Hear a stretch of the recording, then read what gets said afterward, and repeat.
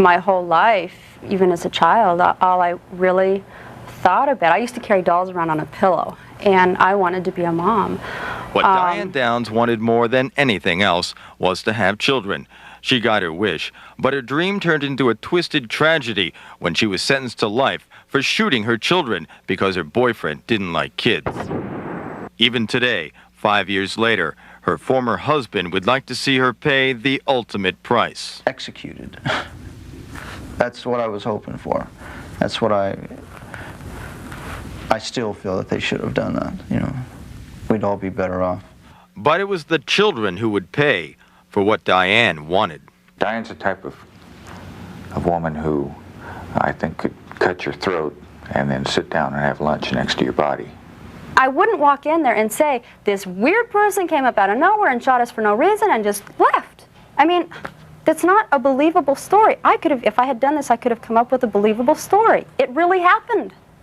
It was back in May of 1983, next to this creek, alongside this isolated country road outside of Springfield, Oregon, that this bizarre and tragic crime was committed. It was around 9:45 in the evening when Diane Downs said a man flagged down her car and demanded her keys. When she refused, he pulled out a pistol and shot her and her 3 small children. I could smell the blood, I could smell the gunpowder, it was just a really, really horrible feeling. But Diane says she somehow managed to escape and rushed to a nearby hospital. 7-year-old Cheryl was dead on arrival. 8-year-old Christy was shot twice in the chest. 3-year-old Danny was shot in the back and lay paralyzed. Diane, however, received only wounds to her forearm. It was all wrong. From the beginning, it was wrong. Detective Doug Welch was one of the first officers at the hospital that night, and although he didn't realize it at the time, this case would consume his life for many months to come. Here was a woman who was completely apathetic about the welfare of her kids. She was just emotionally flat and preoccupied with something else. That evening and the next day, police were out in full force, looking for any clues that would lead them to the man that Diane claimed did the shooting, later to be known as the bushy-haired stranger. I'm throwing the keys, okay? I'm throwing the keys. 4 days later, as one child was being buried, the other 2 still in intensive care, Diane reenacted for police what happened that night. Besides wondering why a woman with children would stop her car and get out for a strange man, detectives couldn't help but notice Diane's seemingly carefree attitude. I just hit my cast. Started the car and left. The car door shut itself. God dang. Sure, I could sit here and cry and be all upset. And what's it going to prove? It proves nothing. I am who I am, and I can't prove that I'm anybody other than what I am. Diane was brought up in a strict religious family in Phoenix. She graduated from high school with straight A's. She married Steve Downs at 17, and almost immediately they had children.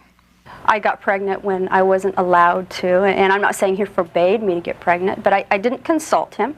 I wanted to have children, and so I got pregnant without asking permission. Well, once she had the kids, you know, it was another story, you know. Well, she treated them like crap, you know. She really didn't treat them very good. Christy and Cheryl came early in the marriage. Little Danny came later, the result of an affair. Diane then became a surrogate mother, bearing a child for another woman. After 8 years, the marriage ended in divorce. This was a woman that really got around, you know. Of course, I really didn't know that. Hey. You know, you're not supposed to, you're the husband. You're supposed to be the last to know. In 2 years' time, I had 10 separate lovers. 2 years. That's not very many, and less than half of them were married. Diane worked as a letter carrier here at the Chandler Post Office just outside of Phoenix. This is where she would meet a fellow employee, a married man who she would have an intimate relationship with. According to Oregon police, that man would be the reason why she would later try to kill her children. Robert Knickerbocker told Diane he would divorce his wife of 10 years and marry her. But there was one problem. You see, he didn't have kids, and he didn't want kids. Well, hey, I don't have a problem with you having a relationship with anybody, you know. especially if, if it's going to work into something serious, and how does he feel about the kids? Oh, well, he doesn't want anything to do with the kids. He hates kids, he can't have kids, and he had a vasectomy so that he can't have kids, on and on and on. Diane and the children moved to Springfield, Oregon. She set up a new life in this apartment house and waited for her boyfriend to get a divorce and join her, but he never showed up. According to police, she became obsessed with trying to get him, writing him letters every day, but they would come back unopened. He would change his mind on a daily basis. I'm coming, I'm going, I'm coming, I'm going. I want a divorce, I've changed my mind, I don't want a divorce. A week and a half later, he changes his mind, he doesn't want a divorce, okay? This was a real obstacle as far as Diane was concerned. Those kids were a burden, and there was no way that she could see that she was going to get this guy up to Oregon as long as she had the kids. Along with the letters, this statuette was found in Diane's apartment. Inscribed at the base, to Christy, Cheryl, and Daniel, I love you, Mom, dated just 6 days before the shooting. Police believe this was not a gift, but a memorial, because soon Diane would be without her children. The town of Springfield was shocked by the crime. Diane proclaimed herself the victim of an unknown madman. But as police investigated, they found no evidence to support her story about a bushy-haired stranger. Instead, everything pointed to Diane. Most damaging were the slugs found at the scene. Police say they were fired from a .22 Ruger pistol. Although the weapon was never found, Diane was known to have a similar gun. We were able to learn that she did have a Ruger. That she had that gun, and she pulled that gun out and shot those kids with it.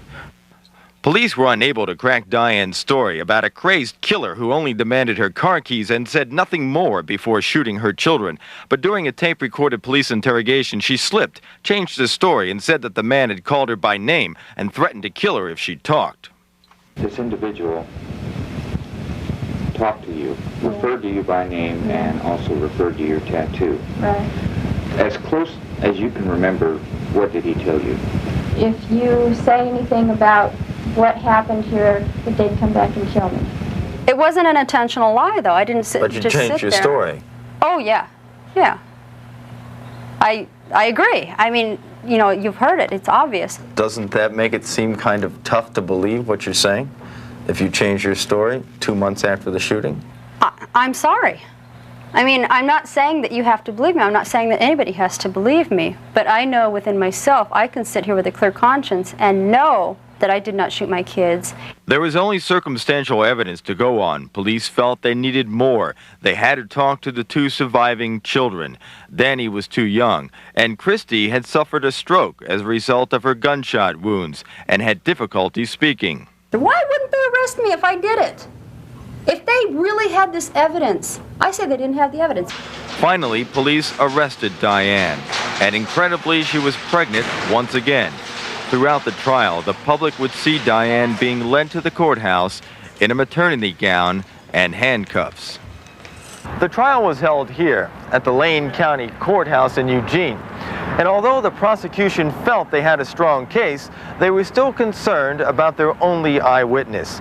Would little Christy Downs, now 9 years old, be able to take the stand and testify against her mother? In an emotional and oftentimes tense account, Christy Downs told the jury what happened that night. When asked, "Who shot you?" she replied, "Mom did." Her daughter Christy testified that Mom stopped the car, got out, and then walked to the trunk where she obtained something.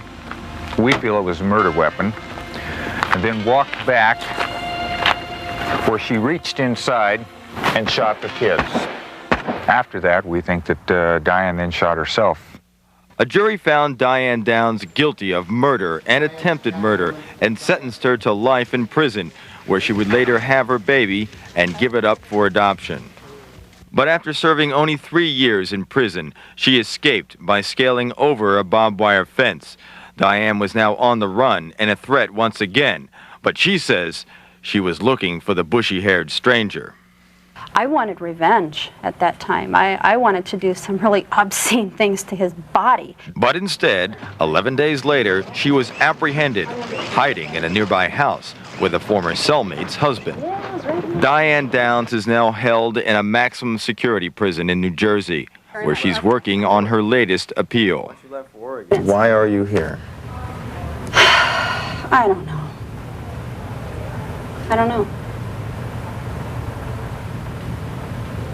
Doesn't that kill you? No. Why? I'm a survivor.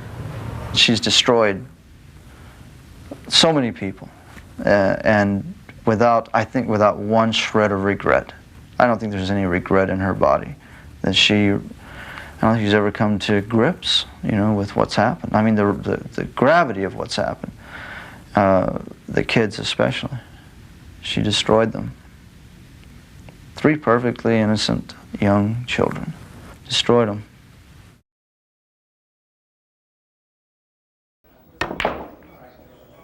It was the night before his ex-wife's trial for maliciously wounding him, and John Bobbitt, America's most unlikely celebrity, was shooting pool and being just plain philosophical. Are you anxious for your wife's trial to get underway? Yeah. Just want to get it over with. Get it underway, get it over with. Yeah, I just want to get the trial over with, and and just get on with my life. John's ex-wife Lorena stands accused of cutting off John's penis in a fit of rage. The organ was miraculously reattached, and ever since, John has become a cottage industry of T-shirts, movie deals, and media appearances, some more tasteful than others. And this is really my final offer, $15,000 cash. $15,000 cash. If you show me your penis, you walk away from this in cash. I caught up with Bobbitt away from the spotlight in the pool hall he used to frequent with Lorena to talk about his ex-wife, her trial, and the glare of publicity. I want to tell people exactly what happened. I'm not the bad guy. I didn't rape my wife, I didn't beat my wife, and I'm not that type of a guy. The Bobbitt saga began in the early morning of June 23rd last summer. The 4-year marriage of John and his South American wife, Lorena, was rocky to say the least. The world was about to find out just how turbulent it was. After John came home from a night of drinking, Lorena took a knife from the kitchen, pulled back the sheets on their bed, and cut off John's penis. Lorena then drove her car a few blocks away and threw the organ out the window into a field. 9 hours of surgery were needed to reattach the organ. John had lost almost half his body's blood. Doctors said it was a miracle he survived. Do you think your wife meant to kill you? No, I think she just meant to destroy me in the worst possible way she could by taking away my manhood, so that I wouldn't be able to be with another woman. She didn't want to be with anybody else, and she didn't believe in divorce. And when I tried to leave her, she got really upset. It hurt her. Lorena said she'd maimed John because he raped her that night, and she was portrayed as a battered wife.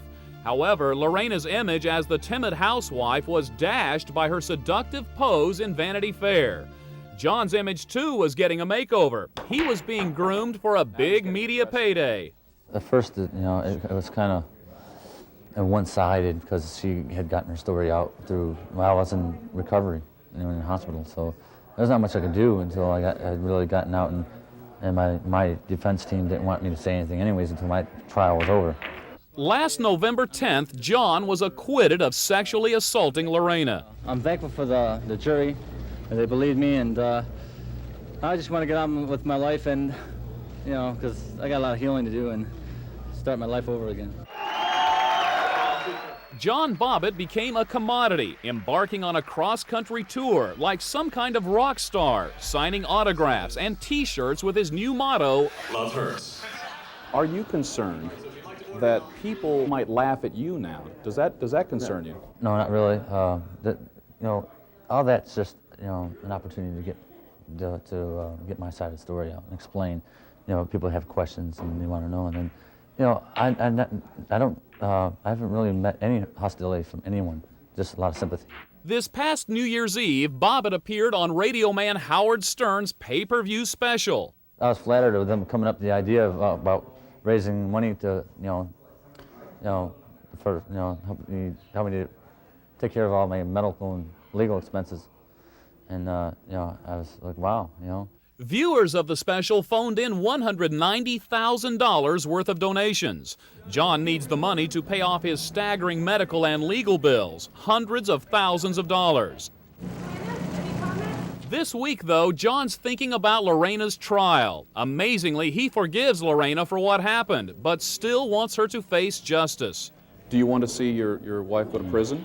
Well, I don't really know. I mean, I don't want to see her go to prison, but I don't want it's a touchy situation for me. She was my wife. I was married for 4 years, and we had a good times, and I still have feelings for her. But it's just I just want to forget about her and get on with my life. If they find her guilty, if the judge were to ask you what kind of punishment should Lorena get, what would you say? I would say that she would get some mental help and psychiatric treatment, and then I don't know. No jail time? Jail time. I'm not really concerned about that. Just that she gets some help and get deported. Within months of his surgery, John is making a rapid recovery, both physically and emotionally. You're not really sure the operation is a success, are you? I mean, you won't know for some time. I'm pretty much an optimist. So I think positively, and I think that I will fully recover because I'm healthy, strong, young, and I guess I'm healing pretty well now. After Lorena's trial this week, it's likely that Bobbitt will sink back into obscurity. That's all right with him. John is making plans for the future, like falling in love again. You think this could ultimately be a new Mrs. Bobbitt? Well, I don't know. I don't know. I have to give her, some time and to get to know her more, and I guess she'll have to get to know me.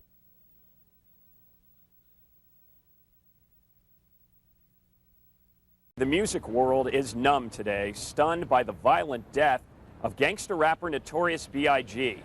The tragedy happened here outside of the Peterson Automotive Museum in Los Angeles, where the rapper, also known as Biggie Smalls, was attending a Vibe magazine party for the Soul Train Awards. Now, shortly after midnight Saturday, Notorious B.I.G. left the party and got into his car when another car rolled by and shots rang out. At least 5 bullets ripped through the door, killing B.I.G., who was sitting in the passenger seat. Dozens of heavily armed cops arrived on the scene as word of the shooting spread. The bullet holes in Biggie's vehicle are mute testimony to the gang-style drive-by shooting that took the life of the Brooklyn-born rapper, whose real name is Christopher Wallace. Smalls was rushed in his bullet-riddled vehicle to Cedars-Sinai Medical Center, where he was pronounced dead on arrival. Dozens of fans, many overcome with grief, held a vigil at the hospital. They've got a number of individuals that they're speaking to right now, and we're hopeful that we can resolve this matter relatively soon. These are pictures of the 24-year-old Biggie at the Vibe party just hours before he was killed. Eerie images of a man who had no idea of the violent fate awaiting him.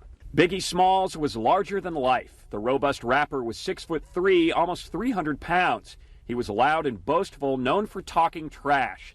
His music was apparently a reflection of his real-life experiences. Biggie made no secret he once lived a life of crime, even selling crack on the tough streets of Brooklyn's Bedford-Stuyvesant section, where he grew up. His debut album, Ready to Die, was an immediate platinum hit, selling more than 1 million copies. The CD thrust Biggie into the stratosphere of rap music. Batari Kitwana is the editor of the hip-hop magazine The Source, where Biggie appears on the current cover. Definitely, as an artist, he is at the height of the game in terms of his understanding of the art form, in terms of his popularity, not just in New York, but, nationally. Biggie Smalls was also embroiled in a rivalry between East and West Coast rappers. His competition, Tupac Shakur, who once accused Biggie of involvement in a 1994 robbery in which Shakur was shot several times. Biggie denied those charges. More recently, the two men battled verbally over this woman, singer Faith Evans, estranged wife of Biggie Smalls and the mother of his child. Shakur claimed in his music to have had a steamy romance with Evans. She reportedly witnessed Biggie's murder Saturday night, almost a carbon copy of Tupac's death in September. Ironically, Biggie Smalls' upcoming album is titled Life After Death. A startling ad shows Smalls posing in a graveyard near a tombstone reflecting his likeness. So far, no arrests have been made in the killing of Notorious B.I.G., and the murder has shaken the rap world, which has once again lost a star to violence.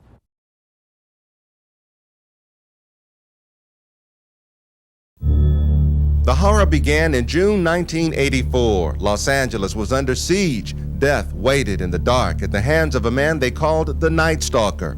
After a 14-month reign of terror, he was finally caught. It was only then that his true identity was discovered. His name, Richard Ramirez. Richard Ramirez's whole trip was to hide in a tree or hide behind a fence and watch his victims at nighttime and wait into the wee hours of the night. And then, while they slept, creep in, like a coward, and kill them. The Night Stalker killed at least 13 times, 13 people who were awakened in the night to face death. At least 15 others survived his brutal attacks. I didn't particularly care for people. In a rare interview, Ramirez refused to discuss his own crimes, but had this to say about serial killers. A serial killer comes about by circumstances and a recipe: poverty, drugs, child abuse. These things, contribute to a person, to a person's frustration and anger, and at some point in life, he explodes. Perhaps for Richard Ramirez, that anger and frustration turned to rage, which he in turn took out on his victims. His killings were so sadistic and brutal that even experienced detectives were shocked.